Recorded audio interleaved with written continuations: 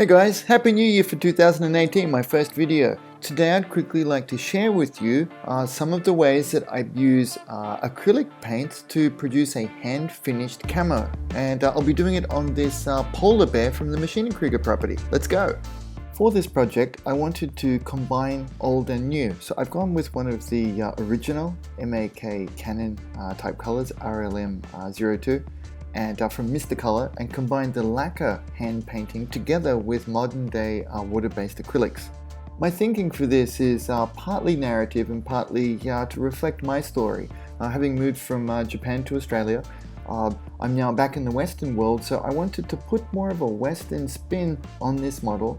And also as part of the narrative, I like the idea of this suit being deployed in its original green-grey factory color scheme, which would be a very durable paint, and then adding on field colors for its tundra operating environment, and they'll be represented by these softer, more easy to scratch off acrylic paint.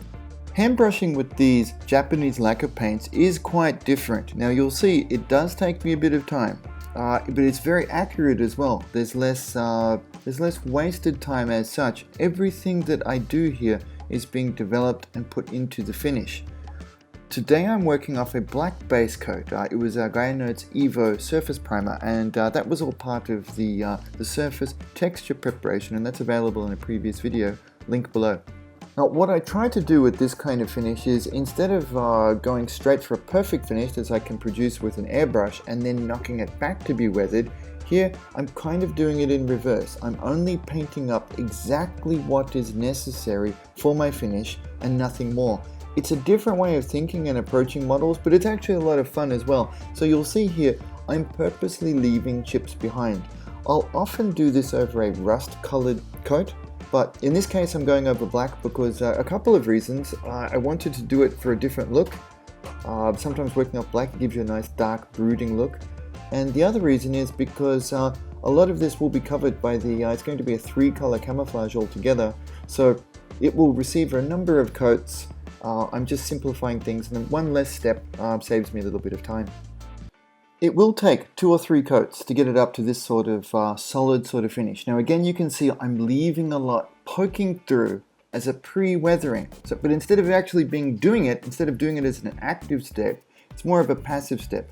I'm not actively weathering it, I'm leaving the weathering built into my finish. And you know, it does feel clever and cool. I've got to admit, if you want to try this out, please do give it a go.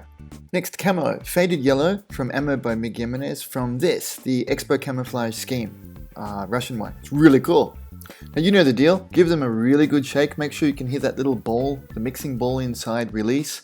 I never put out a lot. A lot of people suggest a wet palette to me, but I never put out enough paint for it to really go off. And I like the changing consistency and properties of acrylic paint. It goes from very thin at the beginning until thicker at the end, and I used that as part of my camouflage pattern this time. So a wet palette would not have worked in this instance. I've painted quite a few camouflage patterns, so I freehanded on. I've got a very good idea of where this one goes, so I'm not masking it out. This is a redo of a model I did back in 2007 or 8, so I had some pictures up beside me. So I'm copying my own thing here, so that's why there's no markers here. But you can see I do a little outline, that works well enough, and then I simply fill it in. This will take practice to do, but you can see how quick it is here, without any messing about. Outline, fill in, and boom, you're done. Next camo color is Washable White, again from Camo by Mig, and I wanted to try something different here. I've been really curious and intrigued by this range of washable paints from them, and using it for a winter whitewash / combination for this tundra camo just seems ideal. With the smallest touch of water into the paint I'm going on here. Now you can see when I use acrylics I use much pointier brushes. And again, I'm carefully leaving a very thin line of separation here. I mean, you guys will know that I'm more famous, well known for using lacquer paints and hand painting with them, but I did paint for years and years with just acrylics before. And you can see here I still have a lot of brush control, so there's never a bad investment in getting your hand painting skills up. Look at that, that's awesome. Yes, that's exactly the look I was going for. Coming in here for a close-up, you can see that this paint covers very nicely. Now listen, if you're not as experienced as me, perhaps go with thinner coats and build up.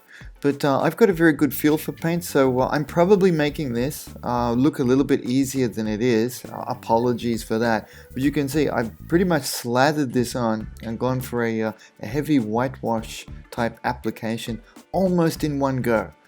But you know, I've done this kind of thing before, so I don't want to oversell this paint for being this good. But you can see this, it's self-leveling and it's going on really nicely. And that's it. I've left it a little thin. See, there's a little bit of green poking through there. I really like how that looks. Cool. Well, that's a very basic overview of the initial paint steps of the base color and camouflage using the Camo by Ma.K Acrylics. I hope you like that. Here are some close-ups of the detail work I did. That was with subsequent steps with some detail painting, mostly with acrylics, and then some tube oil paints for the weathering. And I'll be following up with some further videos for that. Thanks. Also, as a friendly heads up, if you're in Sydney, Australia next January, Westfield Chatswood, they're holding the Gunpla Expo, hosted by my mates Bandai and Hobbyco. Please always support your local hobby shop. Support local. Special thanks to Ivan, MB, Grant, Con, and Simon. Watch the full extended cut series of step-by-step videos in HD on Patreon.